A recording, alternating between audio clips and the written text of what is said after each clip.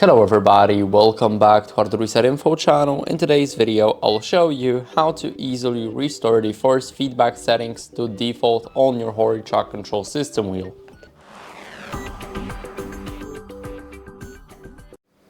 So first, what you guys want to do is open up the HORI Device Manager app. There's a tutorial on our channel on how to download it. Now select the steering wheel and here go to the steering wheel icon. Now go to force feedback settings and here you guys will see this button, restore to default. Now after you click it, basically it will ask if you want to revert to the default settings. If you want to, then click OK. And this is the setting by default. So as you guys can see, we can change it. So for example, I'll change it to 2, now restore it, and it will be at 8.